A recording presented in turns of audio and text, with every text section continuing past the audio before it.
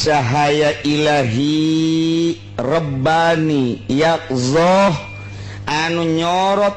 dina hate manehanana ke seluruh awakna payat tanabau hudang min naumil goplah ila hali dzikrid daim. Tadi nama sakadar kitu bae cara tadi salat fardu qobliyah ba'diyah zikir kuari naik tina sok aya poho di tengah-tengah antara salat jeung salat bab poho ka Gusti Allah antara eker gitu dan gitu isa kasare aya poho ka Gusti Allah kuari mah dieusian poho eta teh panyakit jauh ka Gusti Allah supaya zikir terus lantaran geus dibere modal nah zikir kieu napasna kieu selalu ingat ka Gusti Allah kuari mah ingat bae ka Gusti Allah geus bae terus zikir bae geus sadar diri beda jadi geus bisa ngabedakeun warid anu kadua ge antara zahir jeung antara batin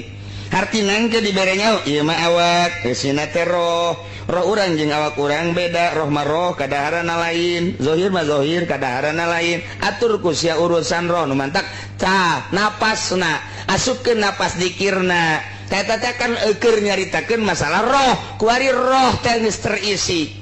terisi dicoba dina salat roh teh ngarasa nikmat rindu nyebut Allah teh rindu nyebut Al-Qur'an teh rindu nyebut bangsa-bangsa peribadahan teh rindu aya rindu roh teh hayang bae lapar sakumaha urang hayang nginum dahaga urang teh lapar sakumaha urang hayang dahar aya tak eta teh dahaga sarua roh ge jadi aya satu kenikmatan zikir teh ngeunaheun roh teh mulai kuari tina goplah sok poho ka Allah kuari dan waridul yakzah payatan bau eling hudang min naumil goplah ila hali zikir daim kuari terus-terusan zikir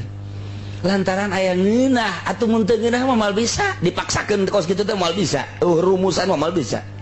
jadi ngeunaheun biasa merenung muraqabah